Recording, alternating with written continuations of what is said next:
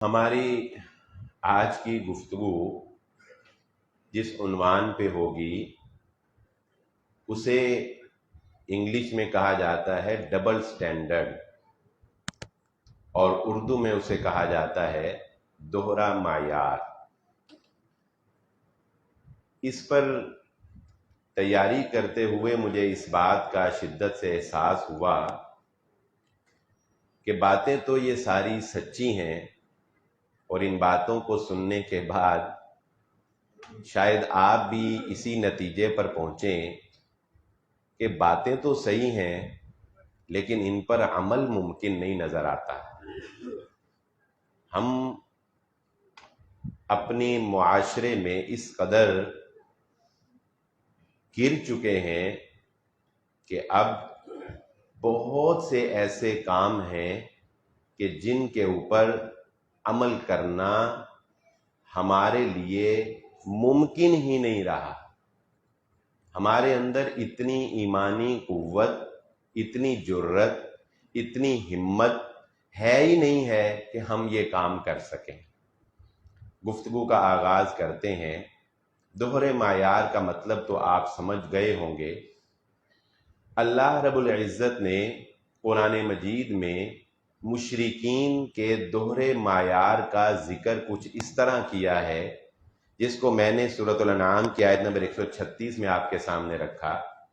اللہ رب العزت فرماتے ہیں وَجَعَلُوا لِلَّهِ مِمَّا ذَرَأَ مِنَ الْحَرْثِ وَالْأَنْعَامِ، ہم نے ان کو جو جانور اور کھیتیاں، جو کہ اس وقت کا ایک بہت بڑا سرمایہ تھا، ہم نے ان کو جو سرمایہ دیا، جو دولت دی ہے، وہ اس میں سے اپنی مرضی سے اپنے ان شریکوں کو بھی جو اللہ کے انہوں نے شریک ٹھہرا رکھے ہیں ان کو بھی حصہ دار بنا لیتے ہیں، اور اپنے اس مال و دولت کی یہ جو 5 مرلے کی کیٹیگری ہے، اس 5 مرلے کی پیداوار وہ لات، عزا اور منات کے لیے، اور جو یہ 5 مرلے ہیں اس 5 مرلے کی پیداوار اللہ کے لیے، اور یہ جو ادھر والے 10 مرلے ہیں اس کی پیداوار میرے لیے۔ تو اللہ رب العزت فرماتے ہیں کہ فما کان لشرکائہم فلا یصل الی اللہ وما کان للہ فہو یصل الی شرکائہم۔ پہلی غلطی تو تم یہ کرتے ہو کہ اللہ کے ساتھ شریک ٹھہراتے ہو، اور اس شرک میں بھی ذرا اپنا سٹینڈرڈ اور اپنا معیار تو دیکھو کہ اللہ رب العزت کو تم اپنے شرکاء سے بھی نعوذ باللہ نیچے کر دیتے ہو۔ اور وہ نیچے کیا کرتے ہو کہ اگر اس 5 مرلے کی پیداوار جو شریکوں کے لیے رکھا تھا، شرکاء کے لیے رکھا تھا، اگر وہ پیداوار کم ہو جائے تو اللہ کے حصے کی جو پیداوار ہے اس میں سے غلہ اٹھا کے ادھر کر دیتے ہو، اس کی پیداوار پوری کر دیتے ہو، اللہ کی کم کر دیتے ہو۔ اور اگر اللہ کے لیے جو 5 مرلے مختص کیے تھے اگر ان کی پیداوار کم ہو اور شریکوں شرکاء کی جو پیداوار ہے وہ پوری ہو، تو اللہ کے حصے کی پیداوار تم پوری نہیں کرتے۔ یعنی ایک تو اللہ کے ساتھ شرک کرتے ہو، اور دوسرا صرف شرک ہی نہیں کرتے بلکہ اپنے شرکاء کو اللہ کے مقابلے میں ترجیح دیتے ہو۔ تمہیں اللہ کے مقابلے میں اپنے شرکاء سے زیادہ محبت ہے، یہ تمہارا دوہرا معیار ہے۔ اس دوہرے معیار کو سورہ زخرف کی آیت نمبر 16 میں پھر اللہ رب العزت نے مشرکین مکہ کے لیے ایسے بیان کیا، فرمایا وہی بات کہ ایک تو فرشتوں کو اللہ کا شریک بناتے ہو، ایک تو فرشتوں کو اللہ کا شریک بناتے ہو، اور اس میں بھی ظلم اور زیادتی یہ کرتے ہو کہ اپنے لیے تو بیٹے پسند کرتے ہو اور فرشتوں کو کہتے ہو یہ اللہ کی بیٹیاں ہیں۔ مشرکین مکہ فرشتوں کو اللہ کا شریک کیسے ٹھہراتے تھے؟ کہتے تھے یہ نعوذ باللہ اللہ کی بیٹیاں ہیں۔ اللہ رب العزت فرماتے ہیں کیا جب میں نے فرشتوں کو پیدا کیا تم دیکھ رہے تھے؟ کیا تم نے ان کی تخلیق کو دیکھا ہے؟ کیسے پتا چلا تمہیں کہ وہ مؤنث ہیں، اور کیسے پتا چلا تمہیں کہ وہ اللہ کی بیٹیاں ہیں؟ اتنے تم ہڈ درم، اتنے تم نچلے درجے کا شرک کرتے ہو کہ شرک میں بھی تم اتنے گر چکے ہو کہ اللہ کو نیچے کر دیتے ہو اور اپنے شرکاء کو اوپر کر دیتے ہو، اپنی خواہش بیٹوں کی کرتے ہو اور اللہ کے لیے بیٹیاں پسند کرتے ہو، اللہ کو تم نے اپنی خواہش سے بھی نیچا کر دیا ہے، نعوذ باللہ۔ یہ مشرکین کیا کرتے تھے۔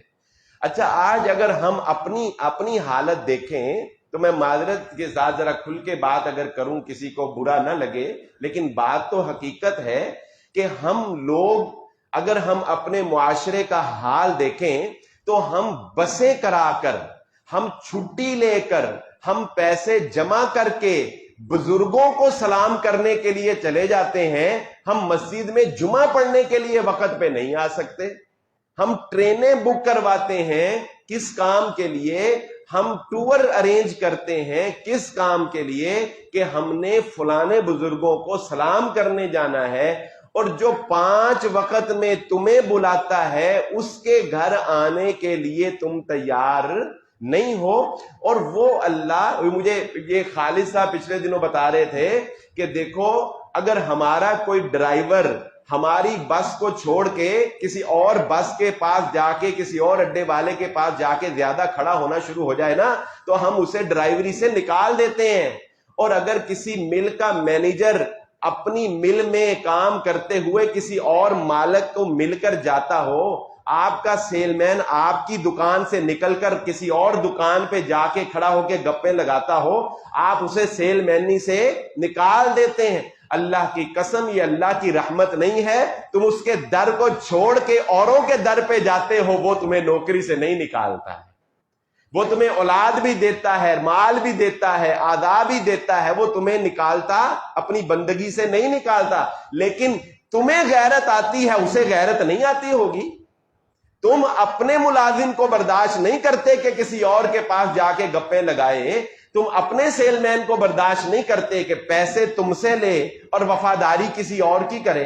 اور اللہ کے بارے میں تمہارا کیا خیال ہے؟ اس کو غیرت نہیں آتی ہوگی کہ گوبر اور خون کے درمیان میں سے لبنن خالصن سائغا للشاربین، دودھ تو میں تمہیں دوں اور تم اس سارے دودھ کو اکٹھا کر کے مہینے میں 1 دن میرے علاوہ کسی اور کے نام پر دے دو، اور دودھ تو میں دوں اور دے تم کسی اور کے نام پر دو، اور 1 دن کا سارا دودھ دے دو۔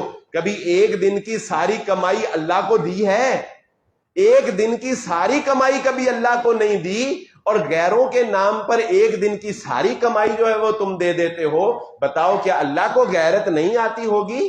اللہ شرک کے معاملے کے اندر یاد رکھو بہت غیور ہے، اللہ اپنے ساتھ شرک کو برداشت نہیں کرتا۔ یہ ہمارا دوہرا معیار ہے کہ ہم اپنے لیے کچھ اور پسند کریں اور ہم اللہ کے لیے کچھ اور پسند کریں۔ جب ہماری خواہش کی باری آئے، ذرا اپنے گریبانوں میں جھانک کر دیکھ لیں، میں بھی دیکھ لوں، آپ بھی دیکھ لیں۔ اگر ہمیں گاڑی لینی ہو تو پیسے خرچتے ہمیں خوشی ہوتی ہے، اگر ہمیں گھر میں سوئمنگ پول بنانا ہے، ہمیں واش روم میں چکوزی لگانی ہے، ہمارے بچے نے کسی بڑے ٹوائے کی ڈیمانڈ کر دی ہے، بڑی خوشی سے پیسے خرچ کرتے ہیں۔ بتاؤ کرتے ہیں کہ نہیں کرتے؟ شادیوں کے اوپر کروڑوں خوشی سے خرچ کرتے ہو نا۔ اور جب اللہ کی باری آتی ہے تو تم بچتیں سوچتے ہو، تب کہتے ہو یہ نہ کرو وہ نہ کرو۔ اور یاد رکھ لو میری یہ بات، اگر تمہیں اپنی خواہش پوری کرتے ہوئے، پیسہ خرچ کرتے ہوئے خوشی ہوتی ہے اور اللہ کے لیے خرچ کرتے ہوئے تمہیں خوشی نہیں ہوتی، تو تمہیں اپنے ایمان کی فکر کرنی چاہیے۔ تمہیں اپنے ایمان، اللہ کے لیے خرچ کرتے خوش نہیں ہوتے، اور اپنے اوپر خرچ کرتے ہوئے تمہیں کبھی محسوس ہی نہیں ہوا کہ میں نے اتنے مہنگے پیسے خرچ دی، میں نے اتنی مہنگی چیز لے لی۔ اور اللہ کے دین کے لیے، مساجد کے لیے، یا اللہ کے راستے میں دیتے ہوئے کوئی غریب رشتہ دار، کوئی غریب دوست، کوئی مستحق آ جائے تو اسے تم اس میں 100 کیڑے نکالتے اور اسے بچت کا راستہ دکھاتے ہو۔ یہ بچت کا راستہ تمہیں اپنے لیے کیوں نظر نہیں آتا؟ تو اگر ہم اپنے گریبانوں میں جھانک کر اپنا تجزیہ کریں تو یقین مانیے ہم اللہ رب العزت کے بارے میں اور ہم دین کے بارے میں بڑی ناانصافی سے کام لیتے ہیں۔ ہم بہت ناانصافی کرتے ہیں دین کے معاملے کے اندر، اور بات یہیں پر ختم نہیں ہو جاتی۔ اگر آپ بات کو تھوڑا سا آگے لے کر چلیں، یہ ڈبل سٹینڈرڈ، یہ ڈبل معیار جو ہمارا بن چکا ہے، یہ آپ کو ہر جگہ کے اوپر نظر آئے گا۔ اگر آپ انصاف کی بات کریں تو کیا یہ دوہرا معیار نہیں کہ اگر ایک امیر آدمی جو ہے اس کے لیے ہمیں انصاف دینا ہو یا اس کے لیے فیصلہ کرنا ہو تو ہم اتوار والے دن بھی عدالت کھول سکتے ہیں، ہم رات کو 12 بجے بھی عدالت کھول سکتے ہیں، اور ایک غریب آدمی، ایک غریب ڈرائیور یا ایک غریب پولیس والا، اس کو کوئی گاڑی والا آنکھوں کے سامنے کچل جائے، اس کی ویڈیو بھی موجود ہو، شواہد بھی موجود ہوں، اس کے باوجود وہ بیچارہ انصاف سے محروم رہے، یہ دوہرے معیار ہمارے زوال کا سبب بن چکے ہیں۔ ہمارے انصاف میں دوہرا معیار ہو چکا ہے، ہمارا انصاف امیروں کے لیے اور غریبوں کے لیے اور۔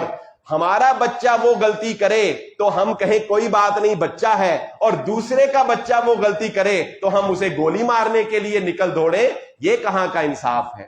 محمد الرسول اللہ صلی اللہ علیہ وآلہ وسلم سے جب سفارش کے لیے صحابہ نے پلان بنایا، آپ کی آنکھوں کا رنگ سرخ ہو گیا، آپ نے فرمایا لو سرقت فاطمہ بنت محمد صلی اللہ علیہ وسلم لقطعت یدہا۔ محمد کے ہاں ڈبل سٹینڈرڈ نہیں ہے۔ محمد صلی اللہ علیہ وآلہ وسلم کہتے ہیں اگر میری بیٹی فاطمہ نے بھی چوری کی ہوتی میں اس کا بھی ہاتھ کاٹ دیتا۔ کوئی دوسرا کرے تو ہم غلطی کہیں، اپنا کرے تو ہم کہیں نہیں کوئی بات نہیں۔ اور اگر ہم اپنے گھروں کا معاملہ دیکھیں، آپ خواتین کا معاملہ دیکھیں، کیا یہ دیکھتے نہیں؟ ہم یہ چاہتے ہیں ہماری بیٹی جب کسی کے گھر میں جائے تو نہ وہ گھر کے کام کاج کرے، وہ جوائنٹ فیملی سسٹم میں بھی نہ رہے، اس کا شوہر اپنی کمائی اس کے ہاتھ پہ رکھے، وہ ہر طرح سے عیش کرے، اور جب کسی کی بیٹی ہمارے گھر آئے تو ہم کہیں اس کو غلام بنا کے رکھو، ہم کہیں اس کو الگ نہیں ہونے دینا، ہم کہیں اس کو خرچہ پورا نہیں دینا۔ یہ ہمارے معاشرے کے اندر ناانصافیاں ہیں جو ہم کر رہے ہیں، یہ ہمارے گھروں کے اندر ڈبل سٹینڈرڈ ہے، دوہرا معیار ہے جو ہم نے قائم رکھا ہوا ہے۔ ویل للمطففین الذین اذا اکتالوا علی الناس یستوفون واذا کالوہم او وزنوہم یخسرون۔ کیا ہم یہ نہیں دیکھتے کہ جب ہم نے لوگوں کو دینا ہو، جب ہم لوگوں کے ساتھ ڈیل کریں تو اس وقت ہم پیمانے کو غلط کر دیں، تانے بانے میں دھاگے کم کر دیں، پیٹرول میں ملاوٹ کر دیں، پیٹرول میں میٹر پیچھے کر دیں، جب ہم نے لوگوں کو دینا ہو تو ہم سوتروں میں کمی کر دیں، اور جب لینے کی باری آئے تو ہم کہیں بھئی ہمیں پورا چاہیے، ہم کلو کے باٹ میں نیچے سے سوراخ کر کے ویٹ کم کر لیں، لوگوں کو کم تول کر دیں۔ اللہ رب العزت فرماتے ہیں ویل للمطففین، ہلاکت ہے ان لوگوں کے لیے جو ڈبل سٹینڈرڈ کا معیار رکھتے ہیں، اور وہ کیا؟ الذین اذا اکتالوا علی الناس یستوفون، جب لوگوں کے لیے تولتے ہیں کم تولتے ہیں، اپنے لیے لیتے ہیں تو پورا لیتے ہیں۔ کبھی آپ کو یہ خواہش پیدا ہوئی، کبھی اپنے لیے یہ پسند کریں گے کہ کوئی آپ سے پیسے پورے 1 کلو کے لے اور آپ کو دے وہ 800 گرام؟ بتائیں کبھی یہ آپ خوشی محسوس کریں گے؟ کبھی چاہیں گے؟ تو لوگوں کے ساتھ کیوں دھوکہ کرتے ہیں؟ لیکن ہمارے ہاں اتنی 2 نمبری، اتنا ڈبل سٹینڈرڈ ہو چکا ہے کہ آپ کوئی چیز اٹھا کر دیکھ لیں، کوئی چیز اٹھا کر دیکھ لیں، اس کے اوپر لکھا کچھ اور ہوگا، اندر کچھ اور ہوگا۔ میں کہتا ہوں اگر لینے والے کو بھی پتا ہے، دینے والے کو بھی پتا ہے، تو اپنے آپ کو دھوکہ کیوں دیتے ہو؟ اوپر لکھی کم دو۔ بیٹری 265 وولٹیج لکھا ہے، اس میں ہوتے 185 ہیں، بھئی 265 کیوں لکھتے ہو؟ جب تم بیچنے والے کو بھی 185 کا پتا ہے، لینے والے کو بھی 185 کا پتا ہے، تو اوپر 185 لکھ دو نا۔ اوپر 185 اس لیے نہیں لکھتے کیونکہ دنیا کی نظروں میں ہم نے دکھانا ہے کہ ہم بڑے سٹینڈرڈ پہ کام کرنے والے ہیں، ہم نے لوگوں کو نہیں بتانا کہ ہم دھوکہ دینے والے ہیں، ہم نے اپنے آپ کو دھوکہ دینا ہے۔ یہ ہمارے دوہرے معیار ہیں دنیا کے، اور یہ صرف پاکستان کے اندر ہی نہیں ہے، یاد رکھ لیجئے یہ بات، یہ مت سمجھیے گا کہ یہ ناانصافیاں، یہ دوہرے معیار، یہ خواہشات کی غلامی یہ صرف پاکستان کے اندر ہے یا صرف مسلمانوں کے اندر ہے، نہیں۔ عالمی سطح کے اوپر اگر آپ جائیں گے تو وہاں پر بھی آپ کو دوہرا معیار نظر آئے.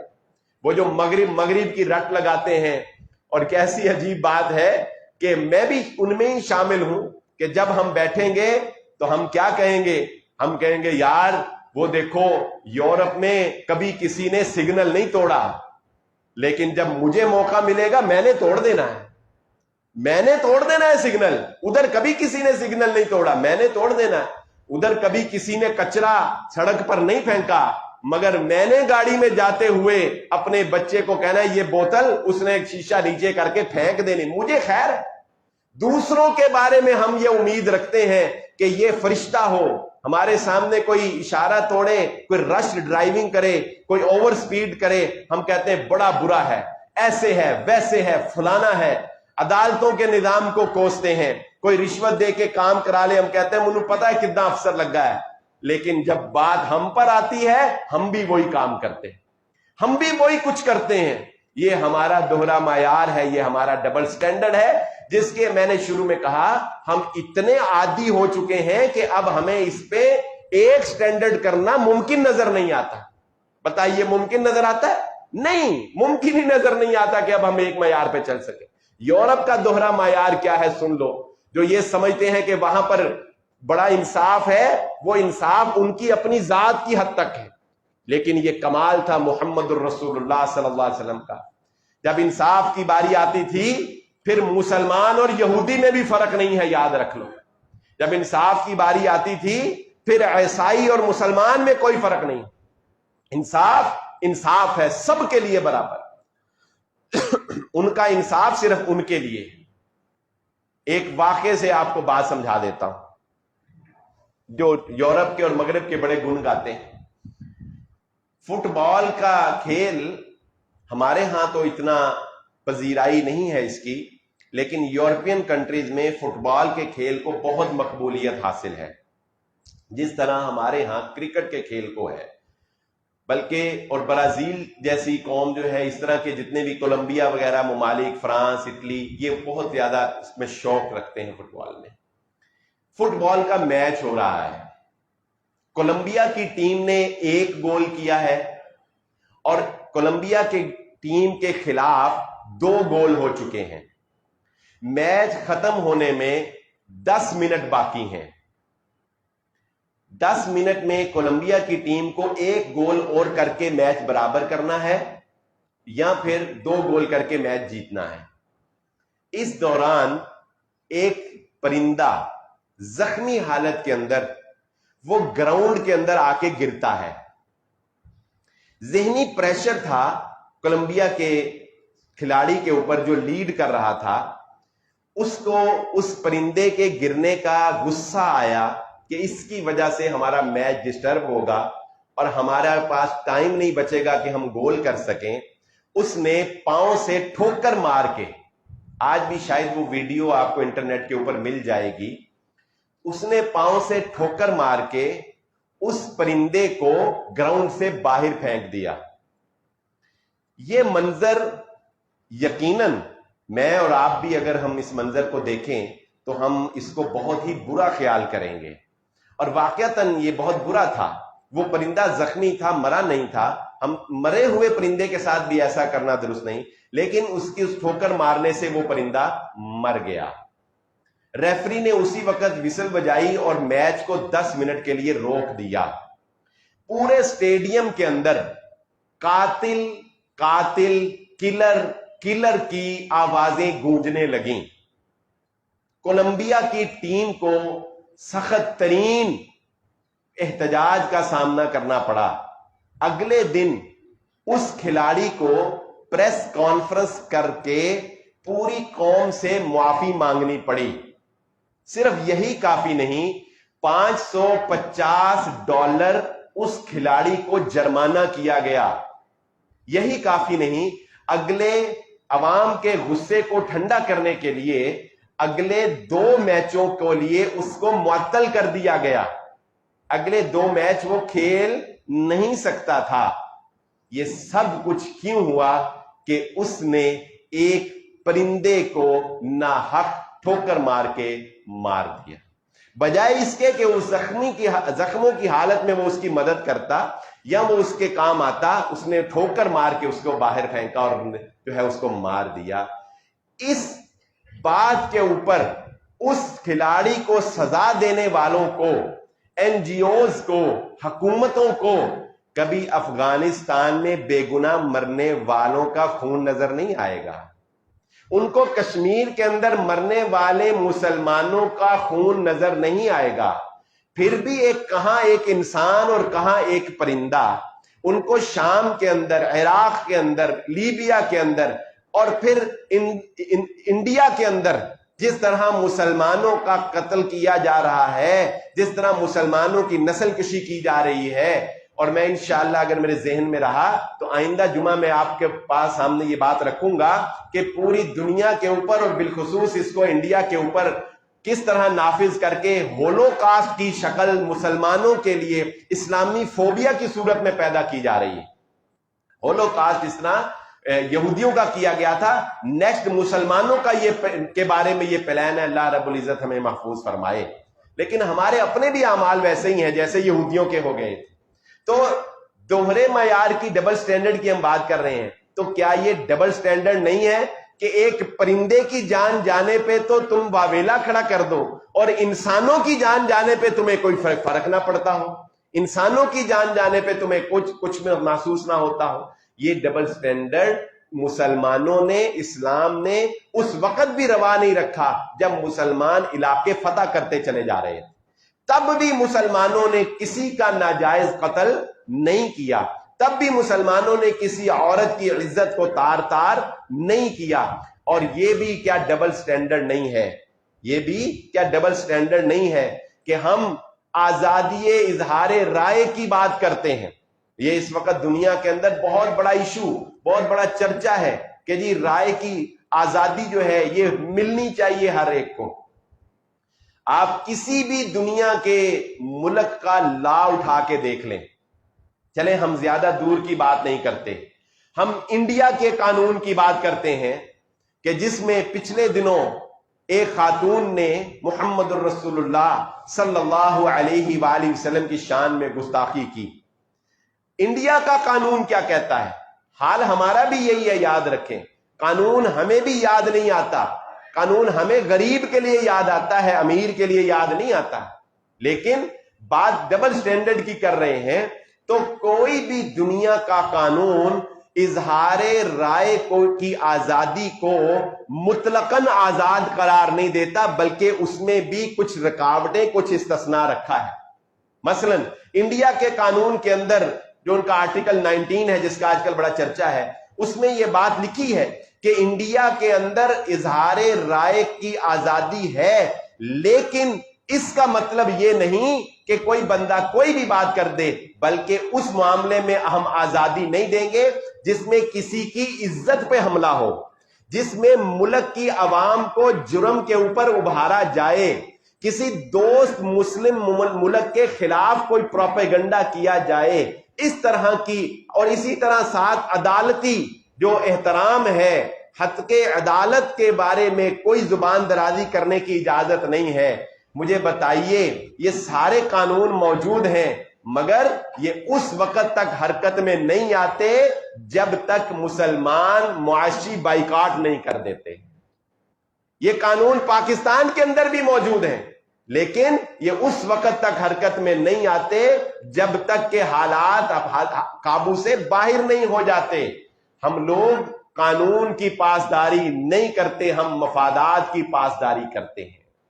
اور یاد رکھو، دنیا کی مثال سے ہی سمجھ لو، اللہ تعالی کیسے تمہاری بے وفائی کو برداشت کرے، کیسے وہ یہ گوارا کرے۔ اللہ تمہارے اس دوہرے معیار کو، تمہارے اس ڈبل سٹینڈرڈ کو اللہ کیسے برداشت کرے کہ تم کھاتے اس کا ہو، پیتے اس کا ہو، اولادیں وہ تمہیں دے، زندگی وہ تمہیں دے، موت کا اختیار اس کے ہاتھ میں ہو، اور تم دکان کھولتے ہو، گاہک وہ بھیجتا ہے، تم بیج لگاتے ہو، درخت وہ بناتا ہے، بارش وہ نازل کرتا ہے، تم ہل چلاتے ہو، اناج وہ دیتا ہے، اور جب وفاداریوں کی باری آئے تو تم اس وقت ہاتھ کسی اور کے آگے پھیلا دو. وفاداریوں کی باری آئے تو چڑھاوے اور نظریں اور صدقات کسی اور کے نام پہ کر دو. دنیا کی مثال سے سمجھ لو لوگوں، پوری دنیا کے اندر کوئی قومی اسمبلی کا رکن، پوری دنیا کا قانون ہے، کوئی قومی اسمبلی کا رکن، کوئی سینیٹر ایک وقت میں 2 ملکوں کی نیشنلٹی نہیں رکھ سکتا. بتاؤ رکھ سکتا ہے؟ اور نہیں رکھ سکتا. کیوں؟ اور پتا کیسے چلے گا وفادار کس کا ہے، رہتا کہاں ہے، کھاتا کہاں ہے، پیدا کہاں ہوا، اور نیشنلٹیاں کسی اور کی. ہم اس کو اپنا قومی اسمبلی کا ممبر نہیں مانتے. کیوں؟ کیونکہ پاکستان میں رہتے ہوئے انگلینڈ کی شہریت رکھی ہے. ہمیں کیا پتا وفادار ان کا ہے یا ان کا ہے؟ بتاؤ. اور دنیا کے قانون میں ہم 2 شہریتیں برداشت نہیں کرتے، اور اللہ کے معاملے میں ہم کیسے 2 3 4 شریک برداشت کر لیں؟ اللہ کے معاملے میں ہم شریک جتنے مرضی بنا لیں، اور دنیا. اور ایک سرکاری ملازم اپنے عہدے پر رہتے ہوئے اور دوسری نوکری نہیں کر سکتا. نواز شریف کو کیوں نکالا تھا؟ وہ جو پوچھتا تھا نا مجھے کیوں نکالا، بتائیے آپ کو اس کو کیوں نکالا؟ کہ ایک سرکاری نوکری کرتے ہوئے دبئی میں دوسری نوکری کر رہا تھا. اس جرم میں ہمارے وزیر اعظم کو عہدے سے اٹھا دیا گیا. ایک نوکری کرتے ہوئے دوسری نوکری نہیں کی جا سکتی، اور ایک کی غلامی میں رہتے ہوئے اوروں کی وفاداری کی جا سکتی ہے؟ بتاؤ. غلام اس کے ہو، بندے اس کے ہو، خواہشیں اپنی پوری کرو. ایک پروفیسر صاحب نے انٹرویو دیتے ہوئے یہ بتایا کہ میں نے ایک دفعہ کلاس میں اپنے اسٹوڈنٹس بیٹھے ہوئے تھے نوجوان، تو میں نے ان سے پوچھا کہ بتاؤ اگر تمہاری محبوبہ تمہیں دوپہر کو 2 بجے، شدید گرمی ہوتی ہے نا، اے سی سے نکلنے کو دل نہیں کرتا، تو اس نے کہا کہ میں نے پوچھا کہ اگر تمہاری محبوبہ دوپہر کو 2 بجے تمہیں فلاں جگہ پر بلائے تو بتاؤ جاؤ گے؟ تو پروفیسر صاحب کہنے لگے کہ میں آپ کو سچی بات بتاؤں، ایک نے بھی انکار نہیں کیا. ساروں نے کہا جی ضرور جائیں گے، ساروں نے کہا ضرور جائیں گے. اور میں یہ کہتا ہوں، انہوں نے پتہ نہیں کس پیراہے میں وہ مثال دی، کیا اس سے نتیجہ نکالا، مگر میں یہ کہتا ہوں کہ اے نوجوان، اپنی دنیا کی محبوبہ کے لیے تو دوپہر کو 2 بجے جا سکتا ہے، اور رب کے لیے تو مسجد میں 1 بجے 12:30 بجے نہیں آ سکتا ہے. اور تمہارے پاس جلسوں میں جانے کے لیے پیسے بھی ہیں، تمہارے پاس سیاسی جلسوں میں جانے کے لیے چھٹیاں بھی ہیں، تمہارے پاس سیاسی جلسوں میں جانے کے لیے سواری بھی ہے. اگر نہیں ہے تو مسجد میں آنے کے لیے تمہارے پاس طاقت نہیں ہے. اگر نہیں ہے تو دین کا کام کرنے کے لیے تمہارے پاس طاقت نہیں ہے. ایک ڈرامہ کی ایک قسط رہ جائے نا کسی لڑکی کی، کسی خاتون کی ایک قسط رہ جائے نا ڈرامے کی، تو اس کے آنسو نہیں تھمتے، اس کا غم نہیں ختم ہوتا. اور اپنے شیڈول کو ڈراموں کی قسطوں سے لوگ چلاتے ہیں، ڈراموں کی قسطوں سے، دعوتوں کے ٹائم ڈراموں کی قسطوں سے سیٹ کرتے ہیں. جی اتنے بجے ڈرامہ ختم ہونا ہے، اس کے بعد ہم نے دعوت پہ جانا ہے، اتنے بجے ارتغل لگنا ہے، اس کے بعد ہم نے کوئی کام کرنا ہے. وہاں آدھا گھنٹہ، پونا گھنٹہ، 2 گھنٹے آگے بیٹھ کر دیکھتے ہو، اور یہاں مسجد میں تمہیں آدھے گھنٹے کے لیے بیچارہ خطیب بلا کے تھک جاتا ہے، اس کے سامنے تمہارے پاس بیٹھنے کے لیے آدھا گھنٹہ نہیں ہے. اور یہ اپنے لیے تو نہیں بلاتا، اللہ کے لیے بلاتا ہے. یہ اللہ کے سامنے تم حاضر ہوئے ہو، میرے سامنے نہیں. یہ اللہ کے دربار میں تم بیٹھے ہو، میرے دربار میں نہیں. اللہ کی قسم، اللہ کے لیے ہمارے پاس وقت نہیں ہے، اپنے لیے بڑا وقت ہے، خواہشات کے لیے بڑا وقت ہے، ڈراموں فلموں کے لیے بڑا وقت ہے، بچوں کی خواہشیں پورا کرنے کے لیے بڑا مال ہے، عیاشی تماش بینی کے لیے بڑا مال ہے. اللہ کے لیے ہمارے پاس کچھ نہیں ہے. پوری دنیا کے اندر میں نے آپ کو مثالیں دے دیں، اور پاکستان کا حال بھی آپ کے سامنے ہے، اور اپنی ذات، میری اپنی ذات کا حال بھی میرے سامنے ہے کہ ہم ہر معاملے کے اندر ناانصافی اور ڈبل سٹینڈرڈ اور دوہرے معیار کا شکار ہیں. اگر ہم سیرت محمد صلی اللہ علیہ وسلم کا مطالعہ کریں تو آپ صلی اللہ علیہ وآلہ وسلم کا کمال کیسا ہے. میں حیران ہوتا ہوں، آپ بشر تھے، آپ انسان وہ سارے تقاضے آپ میں موجود تھے جو کسی انسان میں ہوتے ہیں. آپ کو بھوک بھی لگتی تھی, آپ کو پسینہ بھی آتا تھا, آپ قضاء حاجت کے لیے بھی نکلتے تھے, آپ تھکتے بھی تھے, آپ کا جسم تھک بھی جایا کرتا تھا, آپ سوتے بھی تھے, آپ نے شادیاں بھی کروائیں. اس کے باوجود ایک ایسی مثالی زندگی گزار کے گئے کہ جس کے اندر ہمیں کہیں دور دور بھی نا انصافی کا شائبہ نظر نہیں آتا ہے, کہیں نا انصافی نظر نہیں آتی, کہیں ہمیں دوہرا معیار نظر نہیں آتا. انتہا درجے کی کمال اسوہ محمد الرسول اللہ صلی اللہ علیہ وآلہ وسلم کی ذات کے اندر ہمیں ملتا ہے, اور یہی نبیوں کا کمال ہے. اللہ رب العزت سے دعا ہے اللہ مجھے اور آپ کو جو کہا اور جو سنا سمجھنے کی اور عمل کرنے کی توفیق عطا فرمائے. وآخر الدعوانا الحمدللہ رب العالمین.